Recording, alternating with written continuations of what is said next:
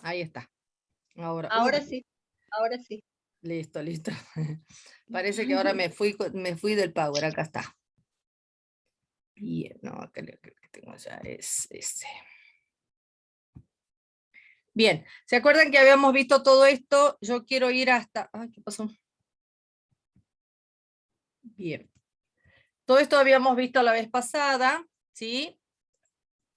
¿Qué es lo que me importa? Es que tengamos la posibilidad de ver cuáles son las características que tiene el estado de bienestar, que las habíamos visto, y la definición para que tengan en cuenta esto que estaban planteando ustedes recién, ¿no?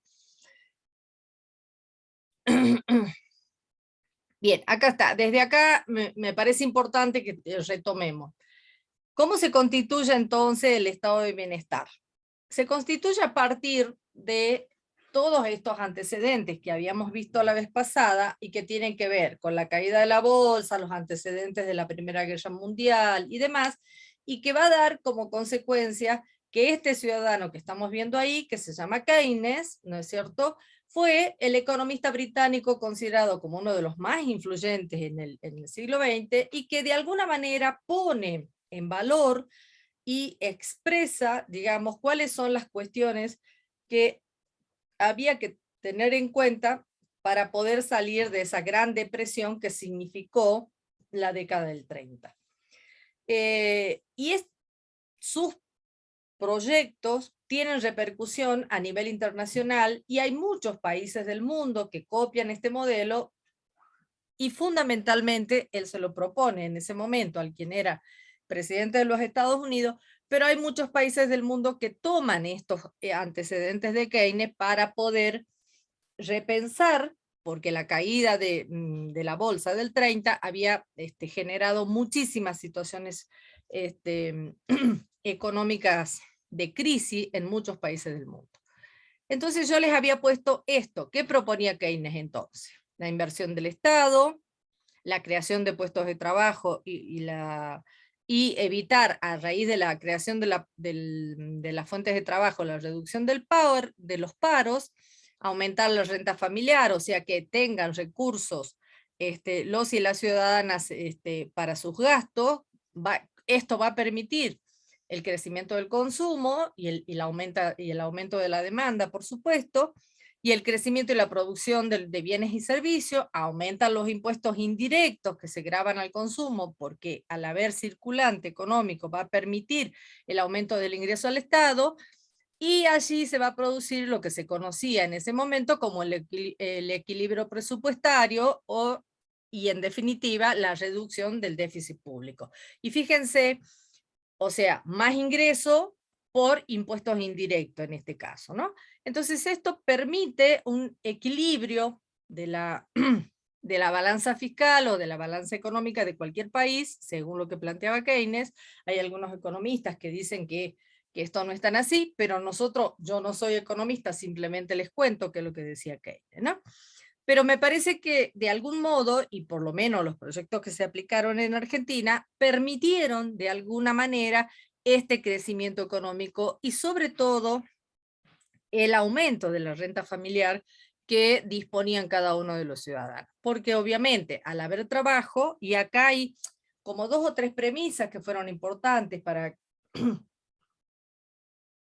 los países que aplicaron esta propuesta de Keynes, que es el impulso de la obra pública, porque él sostenía que la obra pública es la que mayor ingreso genera y que es rápida al momento de que el Estado decide la construcción y la creación de rutas, la construcción de viviendas, de hospitales, de distintas obras en general.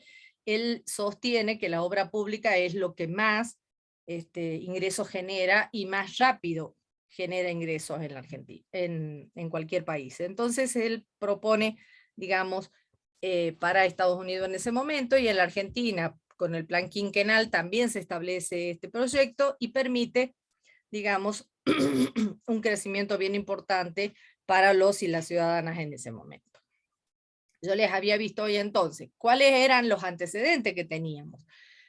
Pérdida de la rentabilidad del sector productivo agrícola y ganadero, la lucha de la burguesía industrial naciente, la sustitución de importaciones, ¿se acuerdan que habíamos dicho? Se le cortó el audio. ¿A mí? Sí, por un momento como que me salió, el formato se cerró. Ah, mira. No Yo escucho perfecto. No toqué nada, chicas, les juro que no toqué nada. Bien, y acá están esto que decíamos hace rato. ¿Cuáles son las características de la cuestión obrera? Como le decía hace rato, no es una sola, y acá aparecen las características de lo que era la cuestión obrera de aquel momento. Mujeres y niños trabajando hasta 14 horas, trabajo en silencio, despido arbitrario, explotación de la fuerza de trabajo, y como consecuencia el movimiento obrero va a crecer exponencialmente en ese momento, y aparece lo que son los socialistas, los anarquistas y los anarcosindicalistas. Y cuando ustedes lean el texto, porque esto está extraído en su mayoría de Margarita Rosa, tiene que ver con que ella va a dar, va a sostener de alguna manera cuáles son las organizaciones sindicales que aparecen en ese momento. La Federación Obrera Argentina, la Unión, ¿qué era esta? La Unión General de Trabajadores, la FORA, la Federación Obrera de la República Argentina, y la CGT, la tan conocida CGT que después le hace 12 paros al gobierno de Alfonsín en su momento, ¿no? ¿Y cuáles van a ser los métodos de lucha? Se pasa de la confrontación a la negociación, a la acomodación y a la aceptación del orden existente. ¿Y quién gestiona esto? Desde la Secretaría de Trabajo y Previsión, Juan Domingo Perón. Ahí me están escuchando bien, ¿no? Ahora. Sí, profe. Bueno. Sí, se escucha bien. Bien. Sí, ¿cuáles eran entonces los aspectos políticos? ¿Qué es lo que había que hacer en este estado? Con ese estado de cosas que habíamos visto con anterioridad, había que redefinir la función social del Estado. Acá me parece que está el eje central de esto, porque de verdad, y es un poco lo que tenemos que repensar cuando estudiamos lo que son los modelos de Estado, ¿no? Cuando nosotros pensamos en cuál es el modelo de Estado que pretendemos que permita a los y las ciudadanas crecer y tener la posibilidad de que se proteja sus derechos, lo primero que tenemos que pensar es cómo el Estado define su función social. Entonces, con anterioridad al estado de bienestar, justamente lo que había era un estado mínimo. Entonces, acá el aspecto político importante entonces es redefinir esa función social del Estado. Para ello se produce lo que se conoce como la intervención estatal. Esta intervención estatal, ¿cómo va a ser? Centralizada, coordinada y ejecutada por especialistas. Este es el otro concepto que es importante, y no por, ¿cómo se llama? Y no por industriales, ni por negociadores, digamos, ¿no? Sino simplemente por personas que sean capaces de entender que al Estado no se viene a ganar dinero, sino se viene a cumplir una función social, ¿sí? Este fue el principio básico de lo que planteaba dentro de los aspectos políticos. Cualquier similitud con la realidad es pura coincidencia, y ustedes saben que yo sostengo esto, digamos, fuertemente, y no me quiero parecer a la profesora esta que apareció estos días pasados, porque nada más lejos que eso, pero sí pensar en que los modelos de Estado nos tienen que permitir analizar qué es lo que le pasa a los y las trabajadoras sociales cuando tenemos que pensar en el diseño de las políticas públicas y cuando tenemos que aplicar esas políticas públicas como buenos aplicadores de políticas públicas que somos, ¿no? Por eso es que entonces aparece esta definición que les decía hace rato. El estado de bienestar entonces es un modelo económico mediante el cual el Estado provee equidad a cada uno de los habitantes, garantizándole alimento, trabajo, vivienda y sanidad. Todo esto se conoce entonces como el estado de providencia, el estado protector y el estado social. Acá está la definición que yo les decía hace rato. ¿Cuáles son las medidas del estado de benefactores? Entonces, el rol activo del Estado, es decir, la redistribución de la riqueza. Y acá aparece de nuevo este concepto que tiene que ver con que la idea es que los que no tienen nada accedan a tenerlo, y los que tienen mucho repartan esa riqueza y tengan la posibilidad que los y las trabajadoras reciban los recursos y reciban la protección social, se los incluya políticamente, y por otro lado el aumento del gasto fiscal. Acá aparece un concepto del aumento del gasto fiscal que tiene que ver con este concepto que después, cuando Néstor Kirchner asume su presidencia, él va a decir que más que un gasto es una inversión social. Ese gasto fiscal se transforma en inversión social, ¿no? Entonces, también vamos a mirar después, porque de algún modo él va a plantear que es que aplica un estado de bienestar remozado, dice él, ¿no? Pero eso lo vamos a ver después. Bien, ¿cuáles son las características? Acá están las características generales de este estado de bienestar. Y acá están estas que hace rato me preguntaba una de las compañeras, que decía, ¿es la única característica? No. Las características generales de las políticas públicas del estado de bienestar son proceso de acumulación capitalista general, relativa independencia en la disposición de reproducción de la fuerza de trabajo, crecimiento en el gasto público. ¿Esto qué quiere decir? Mayor inversión en educación, salud y vivienda. En el sector productivo, la generación de electricidad, construcción y transporte, que son estas las características que sostenía Keynes, que eran las más importantes, y el desarrollo de políticas de asistencia social. Por ello, todas estas tienen esta estrategia de universalidad de las políticas sociales. Es decir, todos y cada uno de los ciudadanos debían acceder a todas estas características juntas, digamos. Esto es lo que yo insistí hace rato. Entonces, insisto en esto. Cuando nosotros tenemos parcial o final, una de las preguntas básicas es decir, ¿cuál es la característica más importante de las políticas públicas que se aplicó en el estado de bienestar? Y lo que tenemos que decir y tener claro es justamente que son universales, ¿sí? Por eso dice estrategias universalistas de las políticas sociales. Y en la seguridad social, obviamente, la reivindicación de la clase obrera, la consolidación de las obras sociales, la ampliación de los beneficios laborales. Acá va a aparecer no solo la asignación familiar, sino también el salario, el que se cobra a medio año. ¿Cómo se ¿Salario llama? universal por hijo o la asignación universal por hijo? ¿El No, no, aguinaldo? no. ¿Ah? El aguinaldo. El aguinaldo. Aguinaldo, profe. O el SAC. Exacto, me tildé, chicos, perdón. Bueno, y la instauración del modelo de acción social basado en el comunitarismo y la promoción social. Acá, cuando hablamos del comunitarismo y de la promoción social, vamos a estar pensando y repensando, porque después lo vamos a ver cuando veamos el desarrollismo, cómo de algún modo esto va a tener coherencia y va a estar de alguna manera conectado con lo que los y las trabajadoras sociales hiciéramos en ese modelo, ¿no es cierto? Porque acá, justamente, ¿se acuerdan que en el periodo anterior habíamos visto que la mayor actividad que realizaban los trabajadores sociales fue en la sociedad de beneficencia, donde inician las acciones los y las trabajadoras sociales? Acá, en este modelo, va a aparecer, como dijimos la vez pasada, lo que se conoce como la Fundación Eva Perón.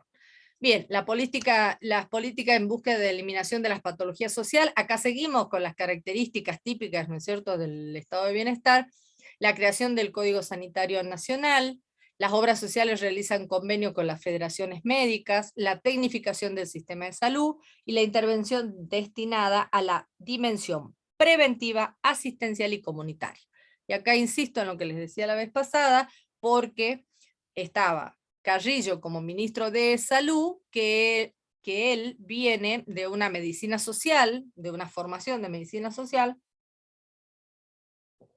y va a diseñar un proyecto de salud tendiente justamente a la prevención, la asistencia y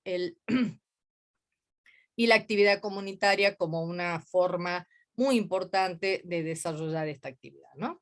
Entonces ahí tenemos todo lo que fue el plan de erradicación de las casas rancho, que les decía la vez pasada, todo lo que tiene que ver con la eliminación de la vinchuca, la prevención del Chagas y demás, ¿no? Bueno, y acá esto es un poco la contrapartida de qué es lo que significó estas políticas públicas. Por un lado, la asistencia de las damas de la caridad, y después las 12 mujeres que formaban parte de lo que fue la sociedad de beneficencia, cómo cae ese proyecto para instaurarse lo que se conoce como la Fundación Eva Perón.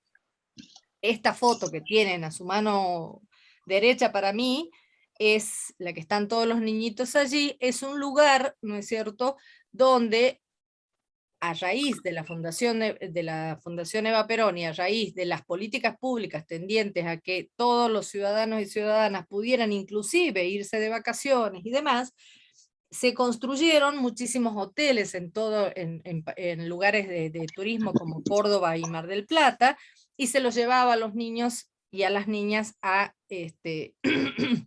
conocer estos lugares. Muchos de los niños y niñas de aquel momento obviamente no pudieran acceder nunca a tener vacaciones, y a través de esto ellos tuvieron la oportunidad de ir a conocer Mar del Plata, el mar y las sierras en Córdoba, porque se construyeron hoteles en estos lugares, ¿no? Hoteles que todavía siguen inclusive, ¿no? Están todavía en pie, digamos. Bueno, y como decíamos, en la asistencia social, las dirigidas a sectores que no estaban incorporados al proceso productivo, y acá hablamos, hoy lo podríamos comparar con lo que fue el IFE, ¿no? Porque estamos, de alguna manera, todos aquellos que no estaban incorporados en algún proyecto productivo o que no tenían trabajo, van a recibir una asistencia social.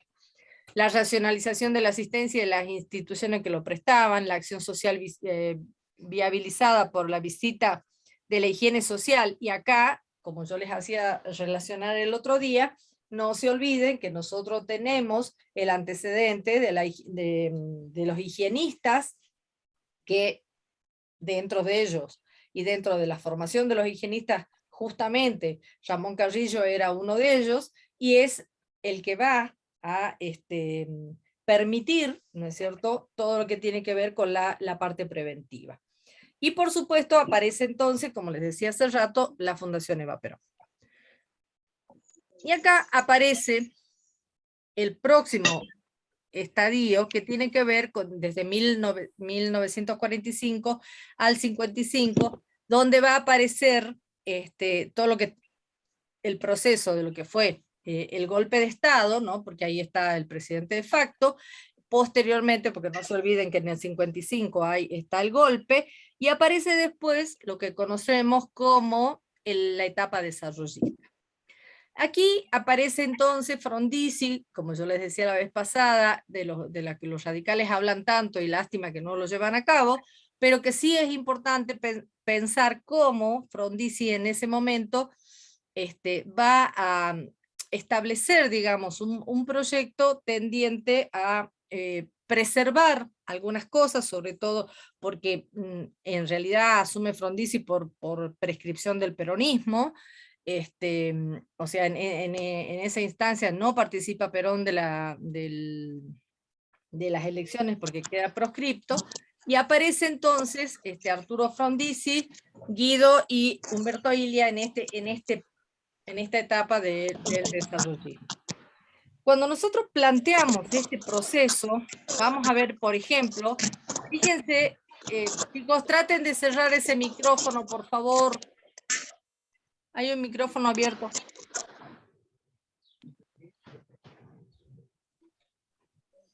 Bien, fíjense, Un micrófono, Marcela Rodríguez. Gracias. Yo no la puedo limitar de acá porque tengo abierto el Power, entonces no puedo ir al hospedador. Fíjense esta imagen que es muy fuerte por sí misma y que tiene que ver en cómo, de algún modo, el modelo desarrollista viene a plantearnos esta gran situación que significó, no nos olvidemos que en el 59 se produce en América Latina la Revolución Cubana, y justamente, y se va a realizar en el 60, un gran encuentro que lo realiza la CEPAL, el Centro de Estudios para América Latina, y allí participa en representación de Cuba, quien fuera el ministro de Economía y el presidente del Banco Central, que es nada más y nada menos que el Che Guevara.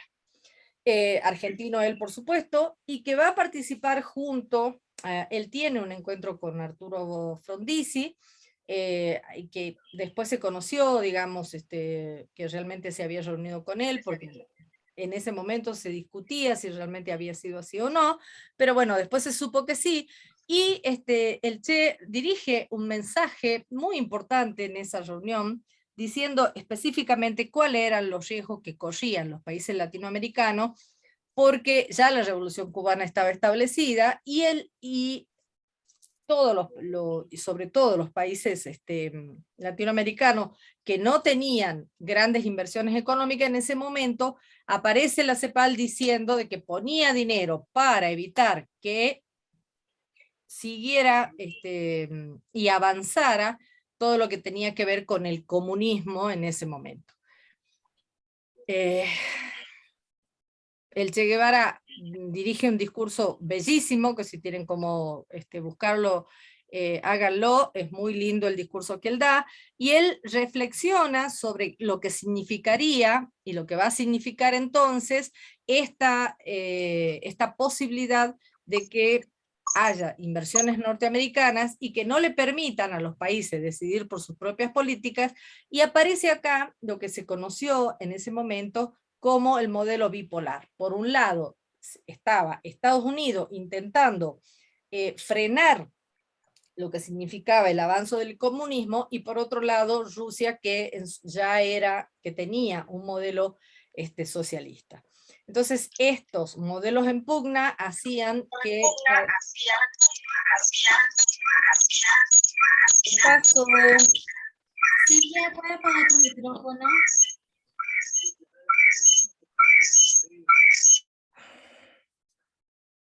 Hacían que tengamos que pensar, que tenían que pensar en ese momento en cómo Estados Unidos quería avanzar sobre evitar que el comunismo avanzara, ¿no? Para eso se realizan distintos proyectos a nivel internacional, sobre todo para América Latina, y en el caso de los trabajadores sociales de Argentina y de Latinoamérica, fueron llevados en su mayoría a Puerto Rico para enseñarnos a los trabajadores sociales a aplicar una serie de proyectos que tendían a el trabajo comunitario específicamente. Ahí se recibe una capacitación muy importante dada por la CEPAL en ese momento, y esto significa bajar quiero decir, imprimirle a cada uno de los países latinoamericanos dinero tendientes al desarrollo comunitario y tendientes a que el comunismo no ingresara. Cuando uno analiza algunos textos tendientes a mirar qué pasó en ese momento, por ahí uno tiene la posibilidad de repensar, y Norberto Alayón nos hace reflexionar sobre esto, ¿no? Y nos dice algunas cuestiones en este sentido, y él insiste en un discurso que es muy importante, porque nos va a decir que ¿qué pasó en ese proceso? Porque esta apertura y este ingreso de dinero en las arcas de los países latinoamericanos significaba que los y las trabajadoras sociales desempeñaran un rol muy importante y dejaran de ser auxiliares como habían sido hasta ese momento, y empezaran a ser supuestamente, ¿no? Transformadores de la realidad, o agente de cambio, como se decía en ese momento. Entonces Norberto nos llama a la reflexión en ese momento y nos dice, ojo, se está aplicando un proyecto, pero la pregunta que se deja para la reflexión es la siguiente, dice él. Un profesional poco valorizado, con pocos conocimientos teóricos y siempre ocupando un lugar de auxiliaridad, ¿se le puede culpar de comprar ese modelo que lo colocó, que lo coloca haciendo alusión a ese motor de la transformación social? Dice Norberto.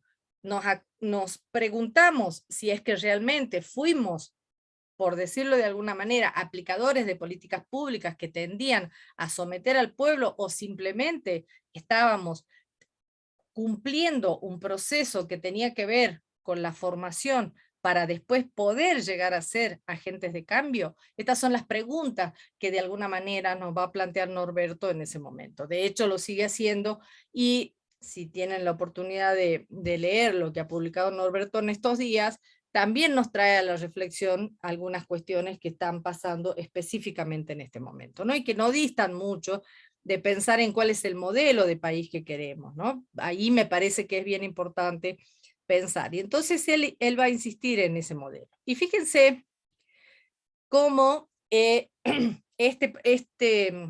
cuadro, de alguna manera, entre el 30 y el 60, cómo se da el proceso de economía capitalista, cómo Keynes, como les decía recién, va a proponer algo para salir de la crisis, y cómo ese poder económico, ese poderío económico de algunos sectores va a generar o no cambio en esos problemas económicos que había en el momento, ¿no? De algún modo, este cuadro nos muestra eso, ¿no?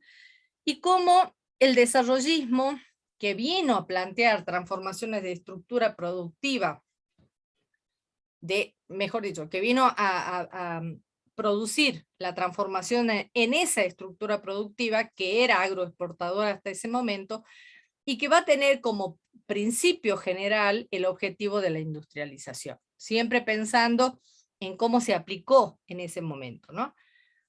Obviamente, el deterioro de las relaciones económicas y políticas son importantes, y los países de la periferia son los que seguíamos siendo, se acuerdan, por la Organización Internacional del Trabajo, seguimos exportando solo materia prima, pero había que empezar con un modelo de crecimiento de industrialización para poder hacer esa sustitución de importaciones.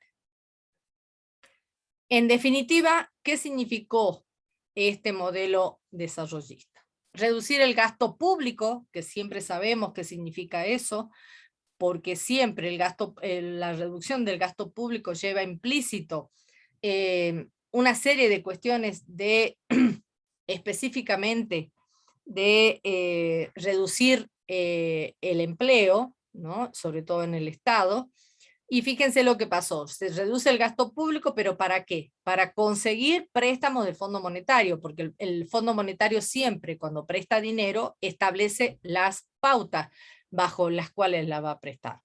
Y así estabilizar los pagos y la misma balanza de pago. Acá, este es el segundo crédito que se toma del Fondo Monetario Internacional, o el segundo préstamo, digamos, porque anteriormente no era del fondo, pero sí también habíamos tenido en un periodo anterior, que lo habíamos visto en el oligárquico, que ya se había pedido préstamo en la Argentina.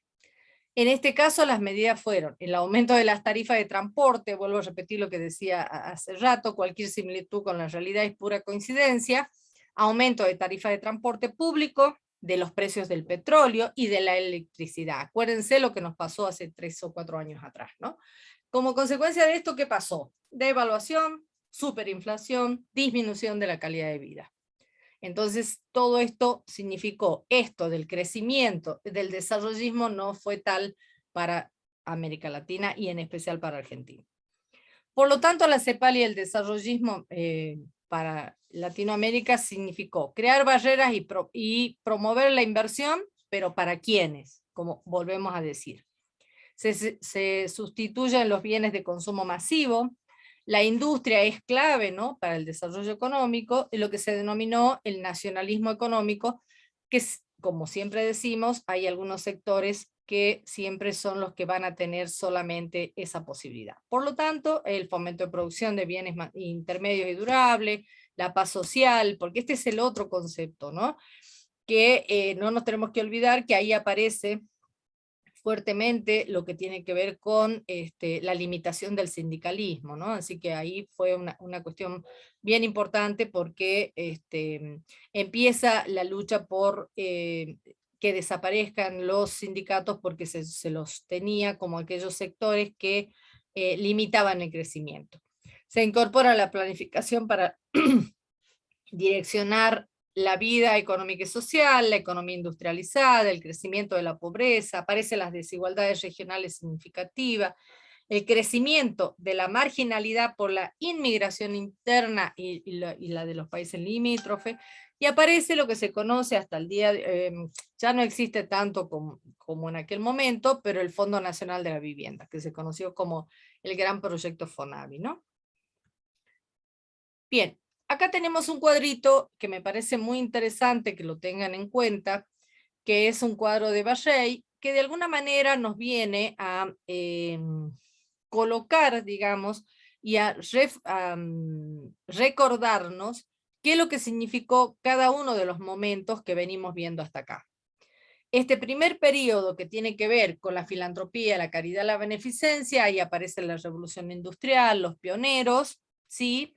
¿Y cuál era el concepto del trabajo social en ese momento?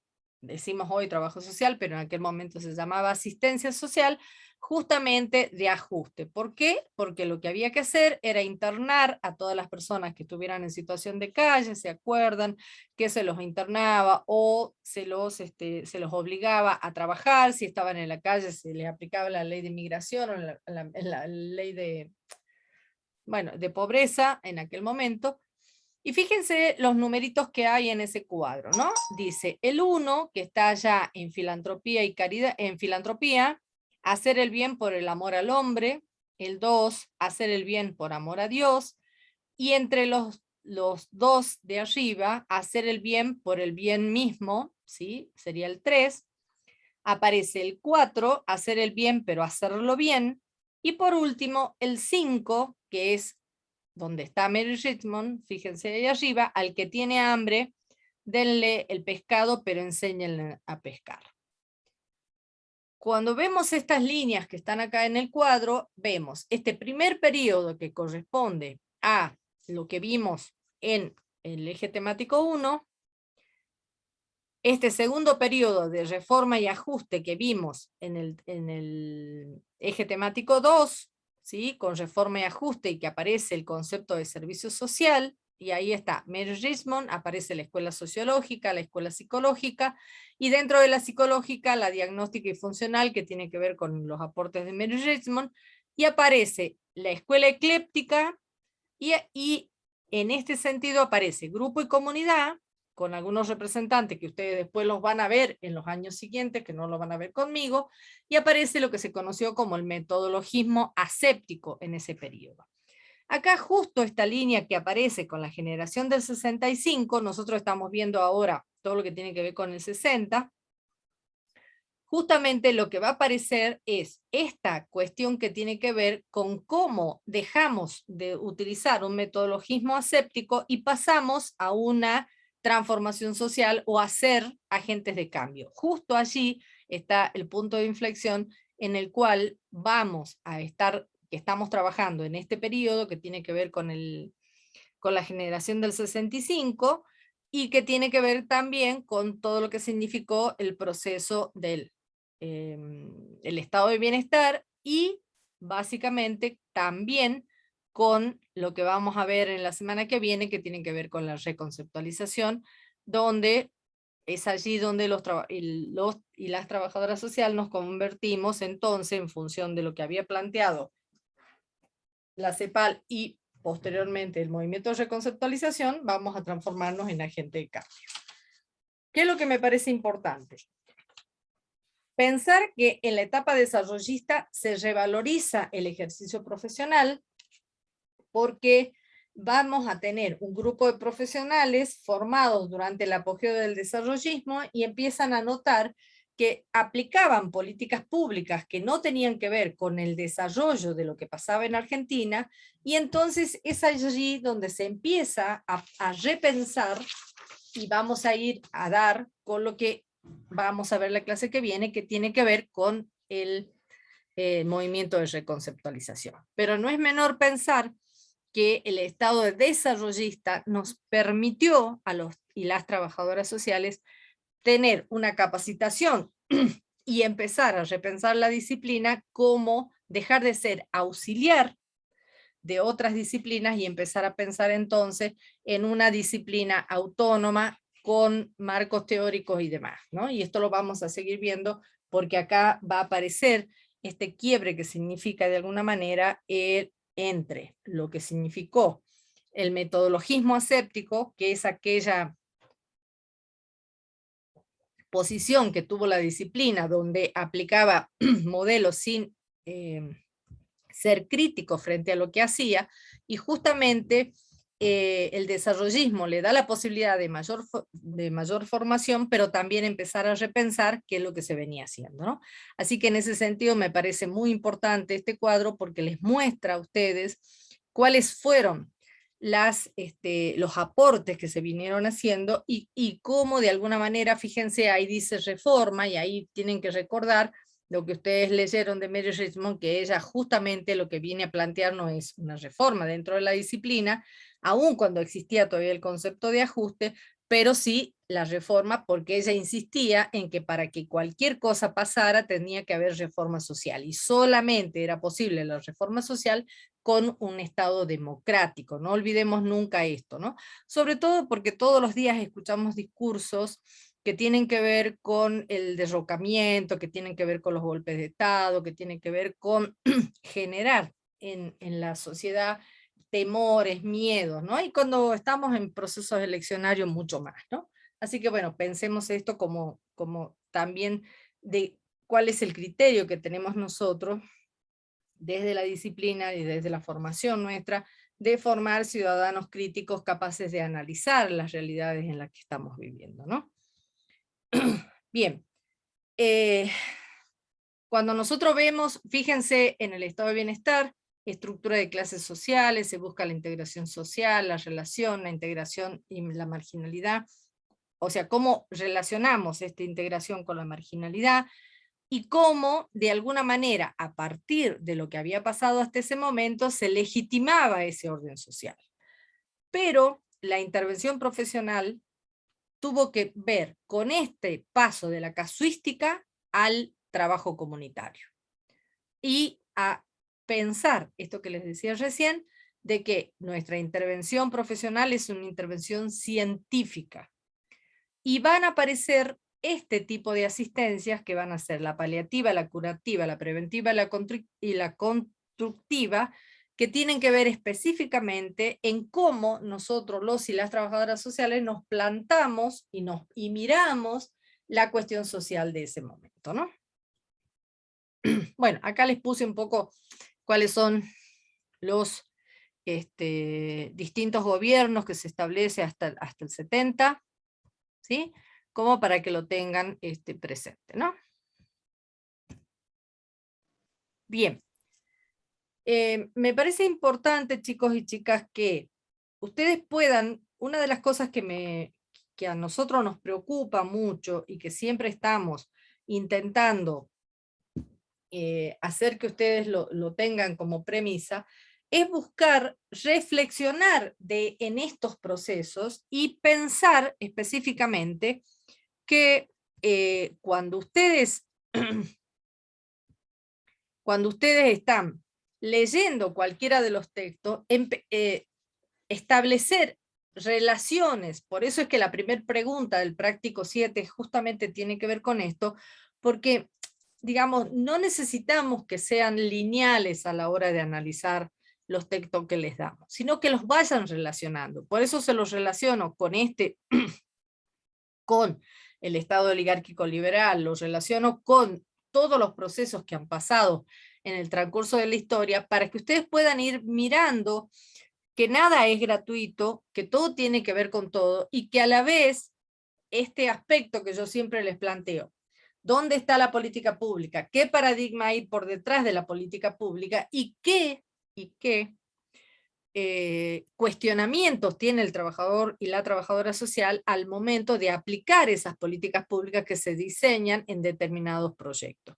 Porque no es gratuito que los trabajadores y las trabajadoras sociales seamos capaces o debiéramos ser capaces de repensar todos y cada uno de los procesos para que no seamos simples aplicadores de políticas públicas, como bien decía Natalio, como decía Norberto, sino pensemos qué estamos haciendo cuando aplicamos determinados proyectos.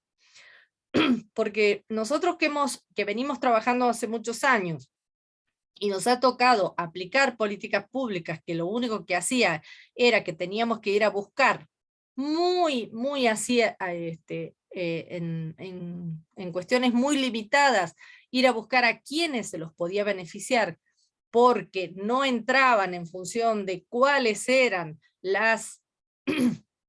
los requisitos que debían cumplir los ciudadanos. Entonces, cuando una política pública pide que se cumplan demasiados requisitos, esa política pública no es inclusiva para nada. Esa política pública lo único que es focalizada. Entonces siempre tenemos que pensar, a ver, si yo tengo que cumplir con esto, quiere decir que esta no es una política universal, es una política focalizada. Estas diferencias las tienen que poder ir estableciendo ustedes a partir de la lectura de los textos. Están en primer año, pero ya tienen que tener la posibilidad, ya no son Doña Rosa, como yo digo siempre, ya son ciudadanos y ciudadanas que tienen que repensar lo que están leyendo, ¿sí?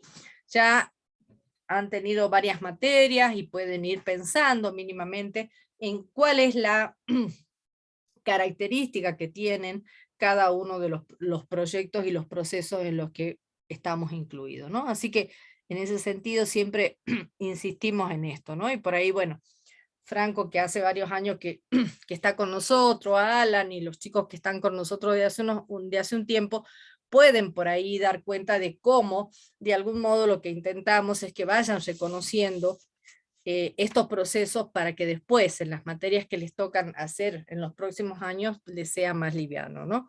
Porque si no podemos entender este proceso, nos cuesta mucho más después, ¿no? Bien, quedo abierta a si hay preguntas, si hay algunas intervenciones.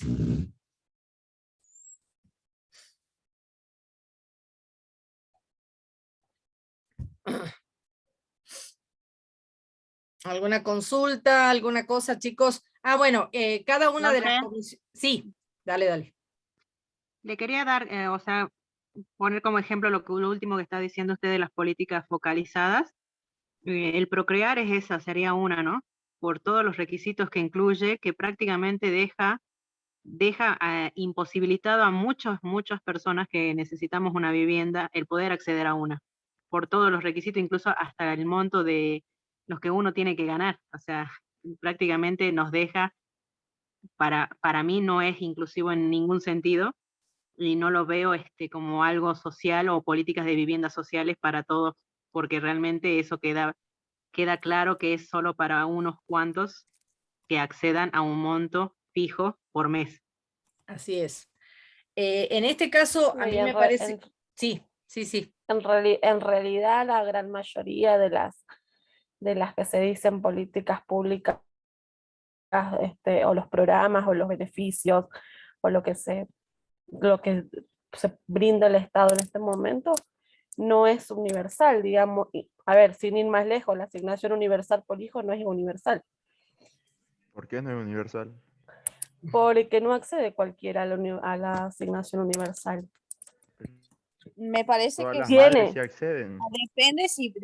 depende si vos tenés niños, accedés. Se acceden. Claro. Bien, No, a ver, acceden. yo te- Por Perdón, algo es perdón. universal. No, Por eso a ver, es yo te universal, cuento. digamos. Perdón, No, perdón. no, Perdón, chicos, no. perdón, ¿me dejan decir algo? Sí. A ver, es universal en tanto y en cuanto tiene la posibilidad de que la mayoría de los ciudadanos que no tienen, escuchen bien, que no tienen sueldos estables ni que estén incorporados a ningún otro programa puedan acceder. No es una característica menor esa. Porque ustedes piensen que los y las ciudadanas que tienen niños y niñas que están por debajo de los 12 años, como se amplió ahora, y que no están recibiendo, ni porque no son empleadas públicas, porque no son empleadas privadas y que tengan obra social y tengan este tipo de beneficios, entonces acá la idea fue, por lo menos así fue planteada, y ustedes, no sé si ustedes sabían que eso es un proyecto que presentó en su momento y hace mucho tiempo con muchas modificaciones Carrió, ¿no? Y que se le hizo todas las modificaciones necesarias, que no estaba planteada como universal en aquel momento, y se le hace modificaciones para que pueda tener mayor universalidad. No estoy diciendo que sea totalmente universal, pero es más universal que, por ejemplo, el IFE.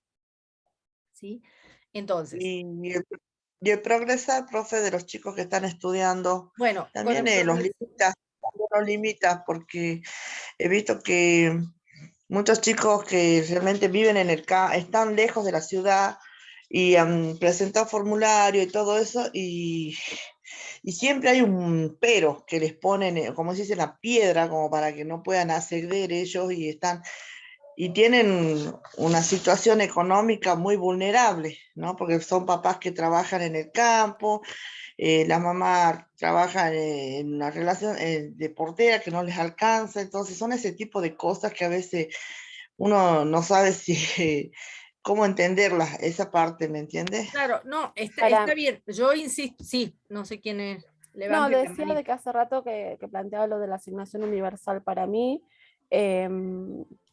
siempre fue un programa, está bien, yo no niego que a muchas familias, a muchas mamás con hijos, les sirva, ¿sí? Eso es evidente, pero siempre fue muy selectivo, digamos, porque, a ver, yo me pongo de ejemplo yo soy mamá, mi hija tiene 11 años, soy monotributista desde los 18 años, tengo 30, y desde el papá de mi hija también, y desde el momento que yo fui a querer acceder a esa prestación, me dijeron que no era posible porque mi hija tenía una obra social que con mucho esfuerzo uno la paga trabajando, y porque va a un colegio privado que también con mucho esfuerzo uno lo paga trabajando.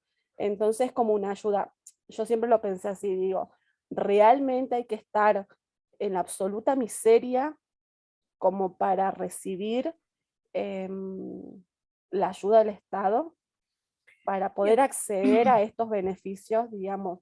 Obviamente que un papá y una mamá monotributistas independientes que trabajan no 8 horas, porque trabajamos hasta 14, 16 horas por día, ¿sí? Y con muchos sacrificios pagamos lo que podemos darle a nuestra hija.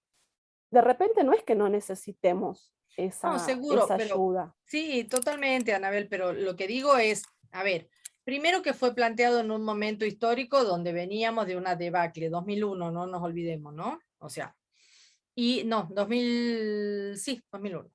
Y después que obviamente las políticas públicas, la característica de universalidad que tuvo en su momento el estado de bienestar no se volvió a dar nunca más.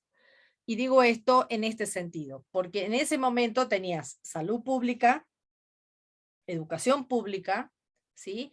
Y acceso a un trabajo en condiciones distintas. Ahora, no nos tenemos que olvidar el proceso político, el proceso económico donde surge y el proceso económico que vive el mundo y que vivió la historia de nuestra Argentina, que no es menor, digamos. Nosotros venimos de procesos de privatizaciones donde muchísimos de los argentinos se quedaron sin trabajo en la década del 90 y eso significó que la recuperación económica de nuestro país nunca volvió a ser la misma, digamos, ¿no?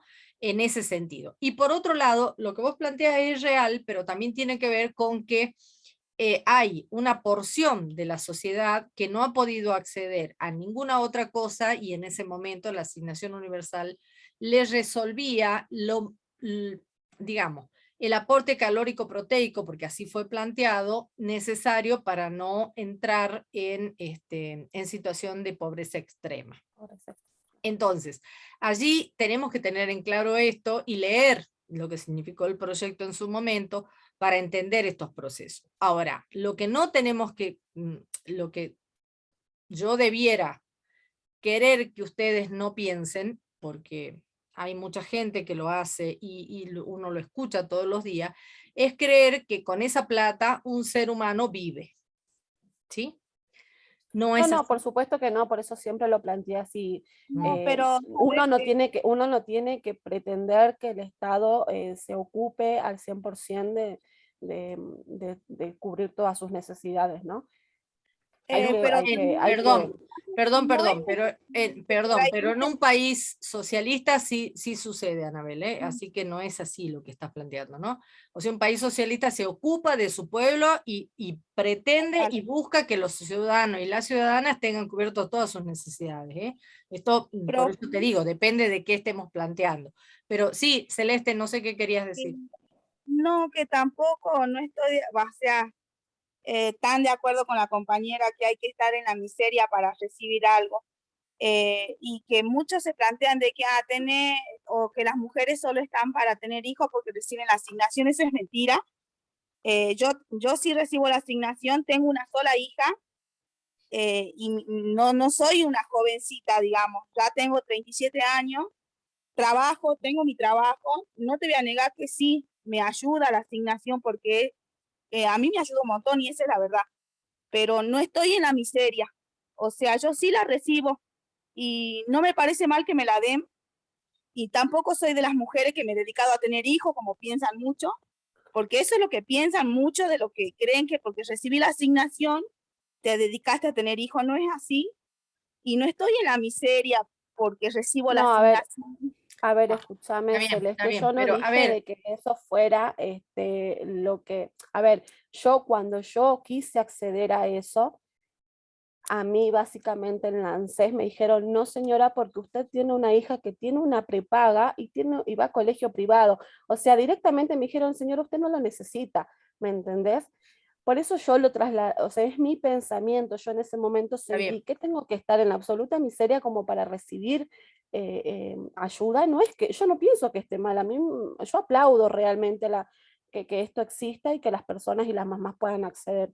A mí no me provoca nada, digamos. Estoy planteando lo que yo pienso y cuál es mi malestar cuando se dice asignación universal por hijo y yo comprendo y yo entiendo desde mi persona que no es universal. Eso es lo que yo comprendo. Después que esté bien o que esté mal, cada uno. Está bien. Vuelvo a repetir, Anabel, y para Celeste también, ¿no? O sea, creo que como todas las cosas, todas las políticas públicas son perfectibles, porque no se olviden, y muchos de los aquí presentes estoy casi segura que lo plantean, ya te doy la palabra Marcela, que lo plantean, que todo lo que planteó el peronismo en su momento fue populismo, y lo único que se hacía era tirar manteca al techo, o tirarle flores a los chanchos, como decían en algún momento. Entonces, a mí me parece que lo que tenemos que pensar es, todas las políticas públicas, repito, son perfectibles. Nadie dice que son lo más y han resuelto el problema para muchos. Esto que vos planteas, Anabel, lo vivimos permanentemente, y tenemos muchos ciudadanos y ciudadanas, y esto es otra de las cosas que creo que también tenemos que tener en cuenta, que a pesar de estar en situaciones muy vulnerables, tampoco pueden acceder a la asignación universal, porque tampoco están así que todos la reciben. Esto es real, es real. Y como vos dices, puedes llegar a tener una necesidad. Hay muchísima gente que no recibe absolutamente nada, aún estando en situaciones de muchísima necesidad.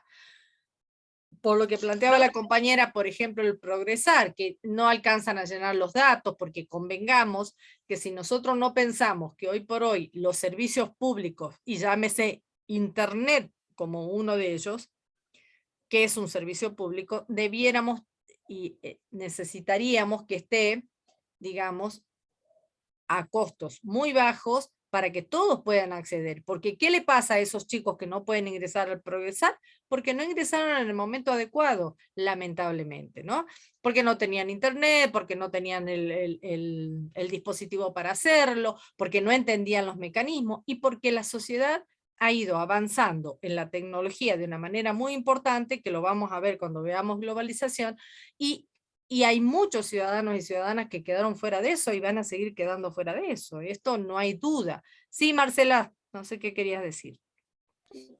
No, yo quería plantear sobre el progresar, creo que es para estudiantes, que también tiene que ver, digamos, tendrían que ver el tema de que no solo los estudiantes son jóvenes, porque hay una edad límite, y personas como yo, por ejemplo, yo soy una persona mucho más grande, que también, o sea, mi marido tiene trabajo, pero eso no quiere decir también que yo necesite para pagar, como usted dice, el internet y las Seguro. copias y eso, No, por seguro, mi edad. seguro. Por eso digo, insisto en eso, ¿no? Que no es, digamos, tiene limitantes, son perfectibles, y muchas veces, ya te doy la palabra, Manuel, y muchas veces hay mucha gente que se queda fuera del sistema, chicas y chicos, ¿eh? Esto es una realidad, ¿no? Tampoco es que con el progresar podés vivir, no hay duda que no se vive, ni con el progresar, ni con el IFE, ni con nada, digamos. ¿Por qué? Y porque si hoy ustedes se fijan cuánto es el monto de la canasta familiar, está por arriba de los 65.000 pesos.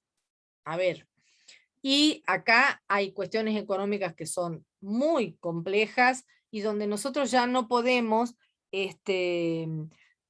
pensar que las políticas públicas van a, en esta instancia, cubrir, y menos después de una pandemia. Obviamente que uno pretendería y esperaría que lo que pase sea que haya trabajo para todos y que no haya que darle plan a nadie, digamos, eso sería lo ideal. Pero bueno, ante la emergencia y más en una pandemia, chicos y chicas, la verdad que hay que tratar de proteger a los ciudadanos y ciudadanas que están en situaciones de mucha vulnerabilidad. Pero, digamos, es un debate exquisito, hermoso, y gracias por participar, pero hay muchísimas cosas que tenemos que analizar para poder realmente, ¿no?, pensar que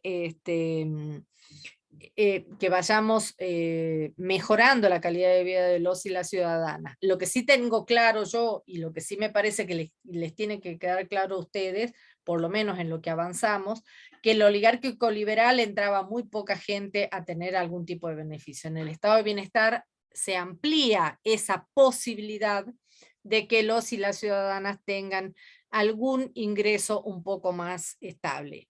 Veremos qué pasa con el estado de bienestar, con el neoliberalismo y el restaurativo a medida que vayamos avanzando. Pero mi discusión hoy tiene que ver básicamente, o mi referencia tiene que ver hoy en cómo el estado de bienestar protegió a los y las ciudadanas de la situación de vulneración de esos derechos en aquel momento, ¿no?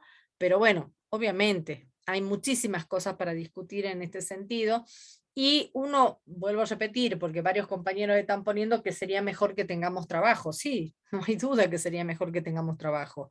Ahora, para que alguien tenga trabajo también tiene que estar formado, y convengamos, chicos y chicas, que la educación ha sufrido una serie de retrasos bien importantes, y donde no estamos lo suficientemente preparados para entrar en los distintos procesos que significó la educación, ¿no? Y que significa, quiero decir, el mercado laboral. Y eso también es una dificultad, ¿no? No sé, Manuel, habías levantado la mano, no sé si, porque seguí con la manito ahí. Ah, sí, era sobre que eso tendría relación con que somos un país tercermundista y por lo tanto los recursos son limitados. Y ahí entra una duda mía porque no entiendo muy bien cómo sería una política focalizada. O sea, una política focalizada tendría que ver con un análisis o de la situación que está viviendo con X cumplir con una persona. serie de requisitos muy exigentes para poder acceder. Esto lo vamos a ver cuando veamos el Estado neoliberal, que vamos a analizar más profundamente esto, pero la política focalizada es una política tendiente a darle solamente a sectores muy minúsculos algún tipo de ayuda. Esa es la realidad. Y no es el caso de las políticas públicas del estado de bienestar. Profe, yo le iba a hacer una consulta, pero bueno, hablando del tema, y justo usted respondió algo que creo que responde a mi duda sobre por qué hay tanta pobreza si digamos que hay muchos planes y varios recursos, pero es así de que no todos tienen ingreso a eso, digamos. No, si Porque nosotros no, a ver, sería interesante que por ahí pudiéramos escuchar algunas cuestiones que tienen que ver con cuando hablan determinados funcionarios, ¿no es cierto?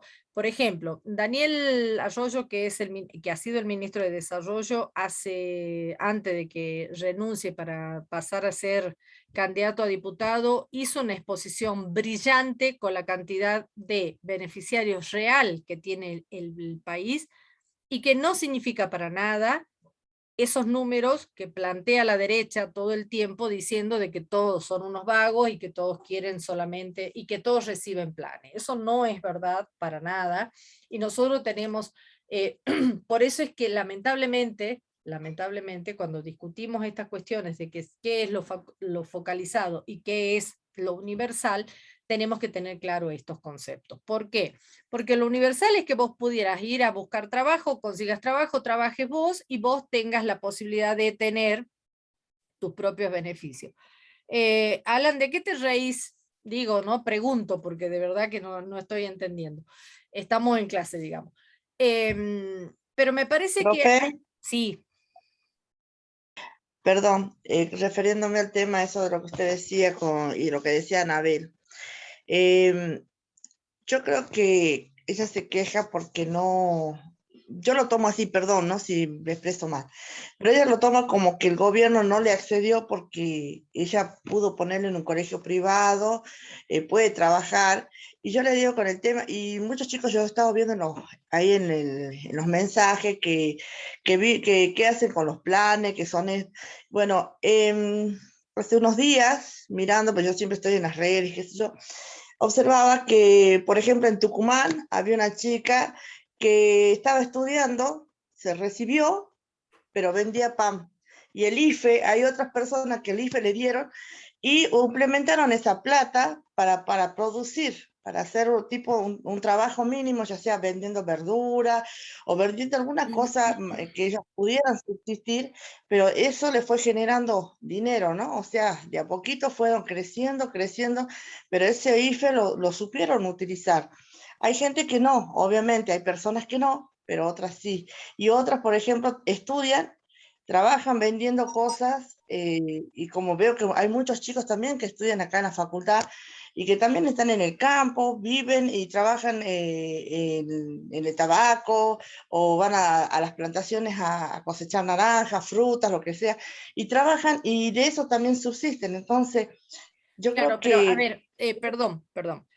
Teniendo en cuenta lo que vos dices y lo que decía Anabel, yo no creo, yo entiendo perfectamente lo que plantea Anabel. Yo lo que digo es que entre todos tenemos que pensar esto que les acabo de decir, que las políticas públicas debieran ser universales, pero que no tienen la condición de universalidad. Yo he planteado que la política pública del estado de bienestar tenía la posibilidad de ser universal.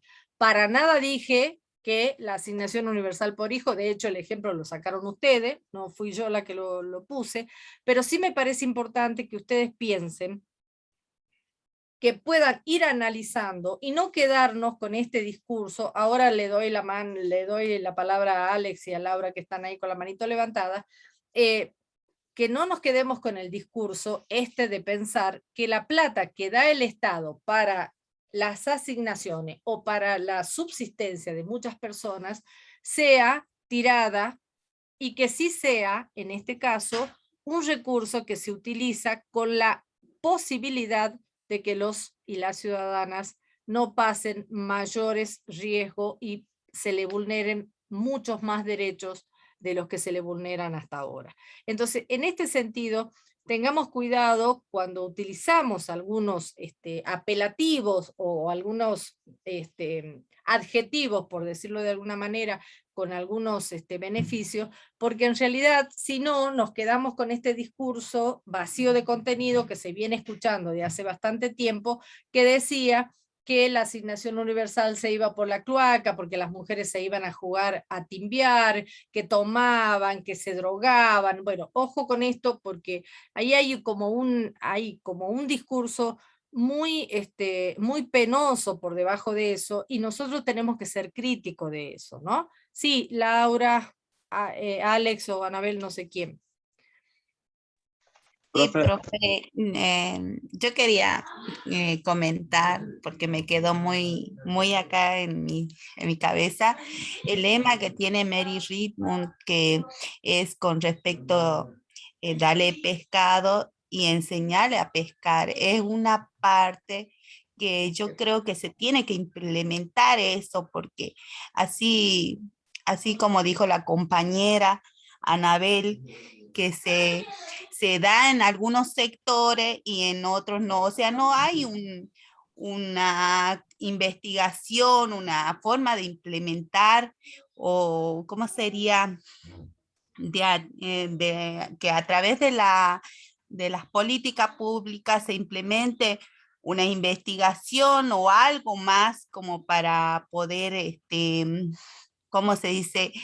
Relacionar y adquirir esa frase que dice Mary Redmond, que es muy importante. Para mí me quedó súper en la cabeza, ¿visto? Porque yo digo, usted le da algo a una persona, pero es como que no le ayuda a que esa persona pueda implementarse nuevamente a la sociedad y pueda valerse por sí mismo. Sí, seguro. Eso quería Sí, yo en ese sentido me parece importante, Laura, lo que vos planteas, pero creo que en este momento, por ejemplo, justamente cuando Daniel Arroyo dejó su ministerio, una de las cosas que había era el inicio justamente de trabajo de capacitación para transformar los aportes, tanto el IFE como la asignación universal y como el Progresar y distintos programas que se vayan transformando en trabajos genuinos, digamos, ¿no?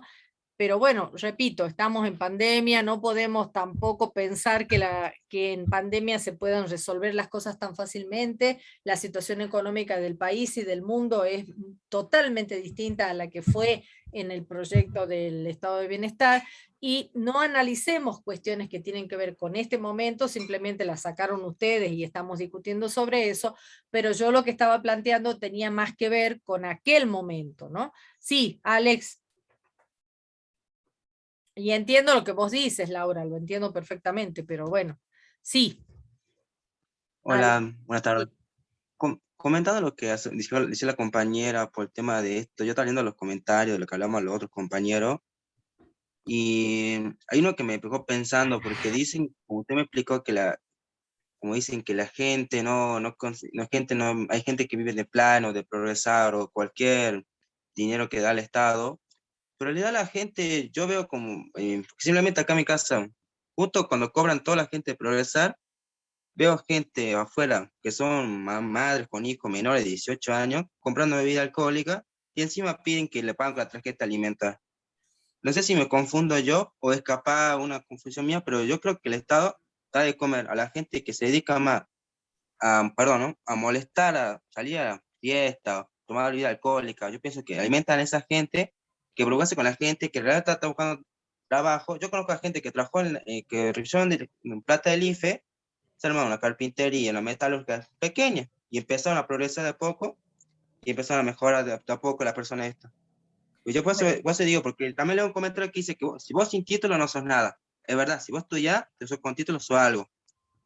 Pero hay gente que es verdulera, venden empanadas, venden, no sé, pochoclo, todo, o el dinero del progresar, y se reciben ganancias. Por Yo eso creo que digo, la persona que dijo esto está, y como se confundió un poco las cosas, porque vos no necesitas un título para trabajar. Mi papá es vendedor, y a mí y mi hermana estudiando. Mi mamá es trabajadora, con 3 hijos, vendía café. Y por ahora eso, estaba pero bien parada. Por eso digo Alex, yo. bien, Alex, yo entiendo lo que vos planteás y repito, entiendo todo el planteo de todos y cada uno de ustedes. Lo que les pido es que pensemos en que por ahora estamos analizando las políticas públicas del estado de bienestar. Cuando lleguemos a analizar las que tenemos ahora, ustedes también tendrán más formación como para poder hacer análisis más profundos al respecto, pero que no caigamos, les vuelvo a repetir, porque si no, ya sé hacia dónde vamos, no caigamos en pensar que el Estado gasta plata y no pensar en que hay una inversión, ¿sí? Porque estamos invirtiendo dinero en las y los niños para protegerles sus derechos. Obviamente que hay personas que les cuesta tener ordenada su vida cotidiana. No hay duda de eso. Ahora, no podemos dejar de reconocer de que está atravesado por un consumo, que está atravesado por violencia, que está atravesada por muchas otras cosas que todos y cada uno de nosotros no los conocemos. Entonces tengamos en cuenta esto también, porque es un tanto complejo analizarlo trivialmente a la situación de cada una de las personas y no entender lo que hay por detrás de todas y cada una de las familias que no conocemos qué les pasa. Entonces, ojo con esto porque por eso digo, yo lo que pretendo es que ustedes puedan a corto plazo empezar a ser críticos frente a lo que escuchan y a lo que piensan y a lo que ven, ¿sí? Yo les pido ténganme un poquito de paciencia, que avancemos con las otras concepciones y ahí vamos a poder ir entendiendo un poco más. Porque acá hay todo un sometimiento de distintos sectores que no nos ha permitido crecer como debiéramos, ¿no? Entonces, un país donde no hubo demasiada educación, donde los que acceden a la universidad son contados, porque fíjense la cantidad de chicos y chicas que ingresaron este año, son 1.118 alumnos y hoy tengo 66 alumnos nada más acá. Esto habla de que no estamos pudiendo incorporar a todo y a cada uno de los ciudadanos a que sean capaces de formarse y ser ciudadanos críticos. No discuto para nada, Alex, mis padres tampoco eran profesionales y sin embargo yo accedí a la universidad porque también, al igual que tu papá, pensaba que lo mejor que te podía dejar era que estudies y tengas un título. Yo no discuto eso y me parece genial. Y tu papá y tu mamá hacen un esfuerzo para que vos estudies. Ahora, tengamos cuidado cuando hacemos estos análisis porque no sabemos qué pasa por detrás de cada una de estas familias, ¿no? Esto me parece como importante, digamos, para que lo vayamos analizando juntos. Sí, Aldo. Y vayamos terminando porque se me termina el Zoom a mí. quería decir nomás creo que lo que usted dijo recién tiene mucha razón, eso de que por más que la gente ya esté cansada de planes y quiera pedir un trabajo, creo que primero la gente tiene que capacitarse. Por Así más es. creo que en eso Así tiene razón. Tiene Bien. razón, profe. Sí, digamos, yo les aclaro, chicos y chicas, todo el planteo que ustedes están haciendo tienen que ver con la realidad cotidiana de todos y cada uno de nosotros y de cada uno de ustedes. Y yo celebro que sean capaces de comentar lo que les pasa y celebro que muchos de ustedes hayan podido llegar a la universidad y que sus papás se esfuercen para que eso suceda. Ahora, no les pasa a toda la familia esto, y esto es lo que tenemos que empezar a analizar, porque lamentablemente no todos hemos tenido la oportunidad de que nuestros papás piensen en que la universidad es lo mejor que nos puede pasar, digamos, ¿no?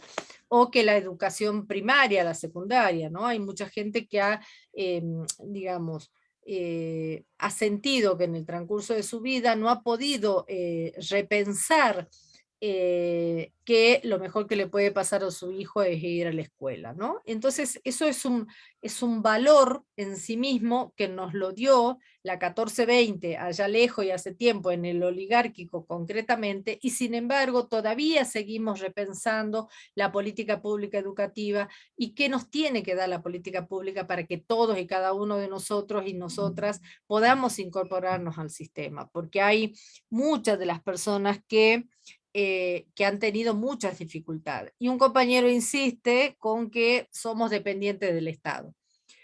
La verdad, el Estado está obligado a sostener determinadas políticas públicas tendientes a proteger a los ciudadanos. Yo no creo siempre, y fíjense, vamos a ir analizando de a poco qué es lo que pasa con las políticas públicas. Y es la función del Estado sostenernos como tal, porque somos ciudadanos. Cuando ustedes vieron teoría del Estado, ahí vieron cuáles son los elementos constituyentes del Estado. Y la población es un elemento constituyente del Estado, con lo cual el Estado está obligado a sostener a ese pueblo que vive dentro de ese territorio.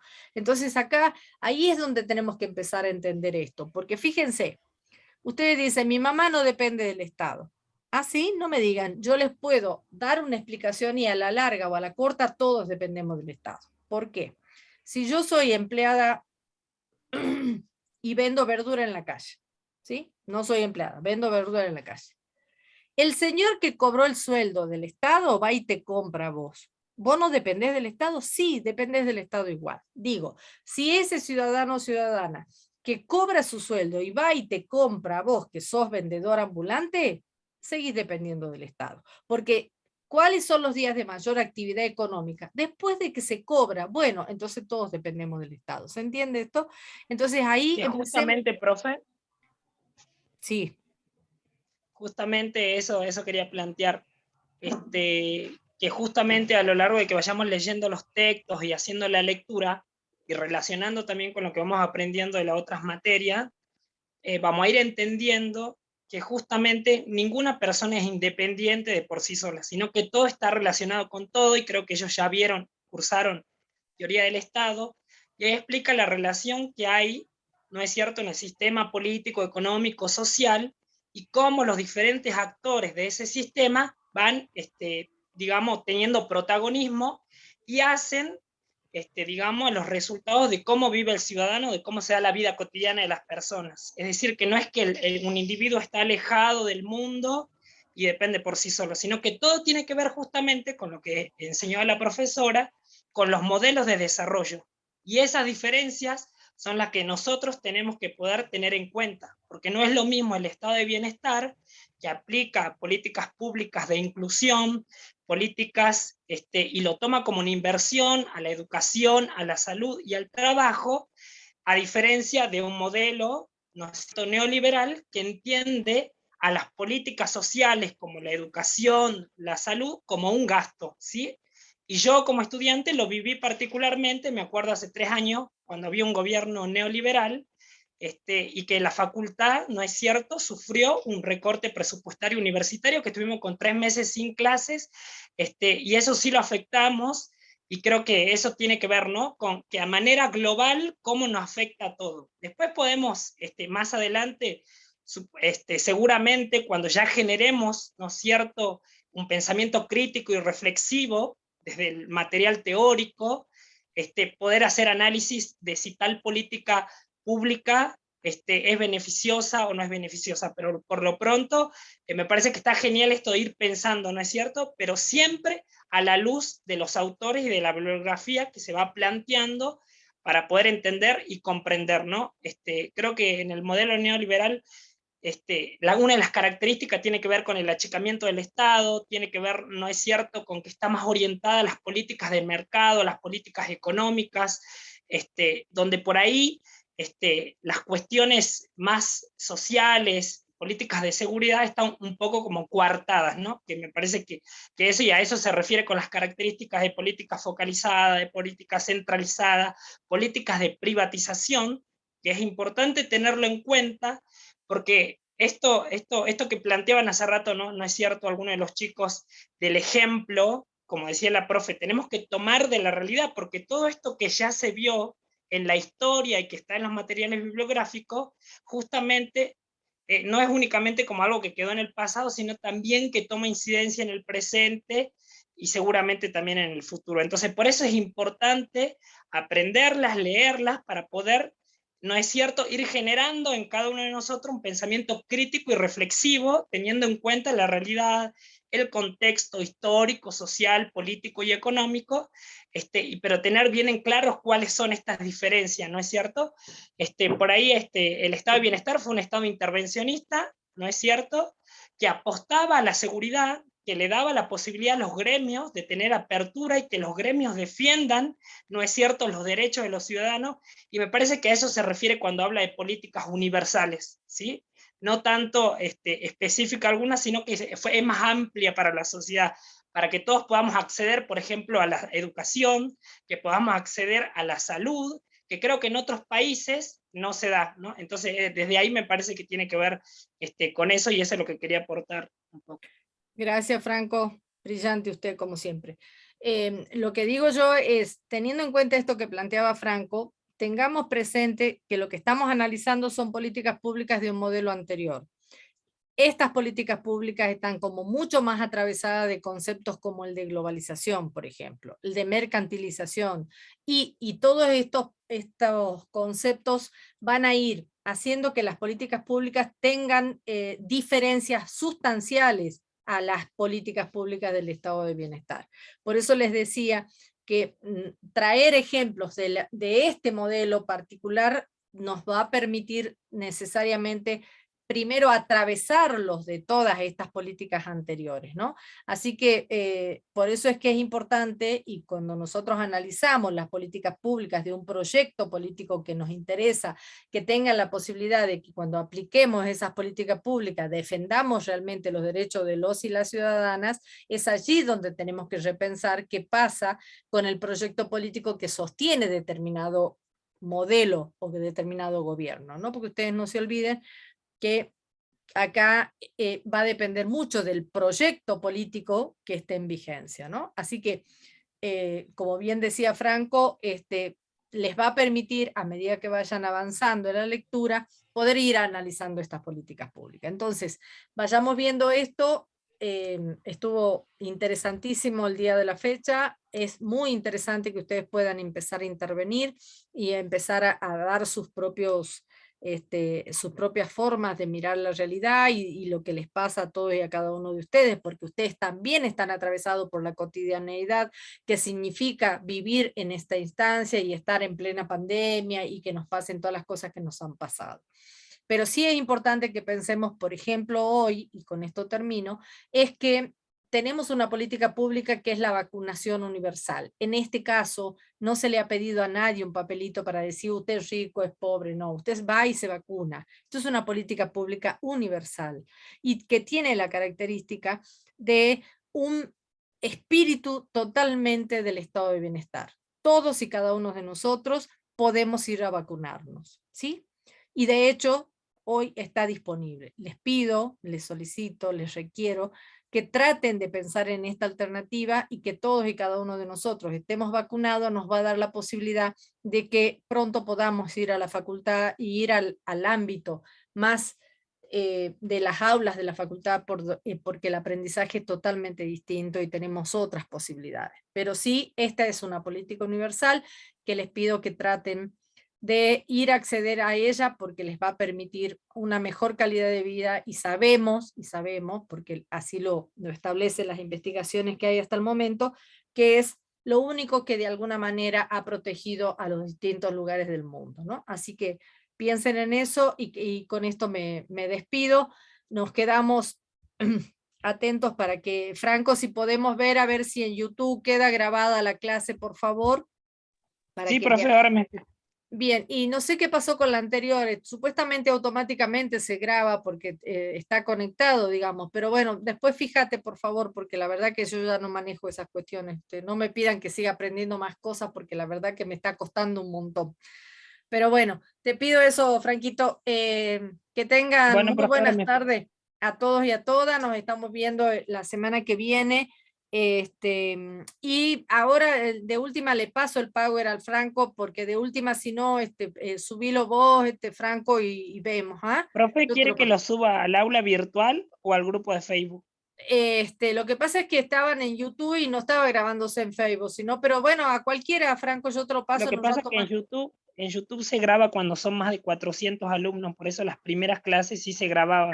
Después mira ya no. vos, qué interesante. Mira vos, qué interesante. Bien, listo. Subirlas al aula, Franco, por favor. Sí, Nos al estamos aula va a ser manejando mejor. mucho con el aula. Bien, bueno, listo, no hay problema. Bien, les cuento que Gracias. me estoy quedando sin batería, así que Franco, yo en un rato te lo paso y así lo subís vos al aula virtual, ¿sí? Dale. Bueno, profe. Bueno. Que tengan muy buenas tardes, muchísimas gracias, ha sido excelente la clase del día de hoy, ha sido muy enriquecedora para, por lo menos creo yo que para todos y cada uno de ustedes, ¿no? Una discusión interesantísima. Bueno, nos estamos viendo y gracias por todo y que estén muy bien y que tengan muy buena semana y nos vemos el martes que viene si Dios quiere. Hasta luego, muchas gracias. Hasta luego. Adiós. Chao, profe. Gracias. Hasta luego.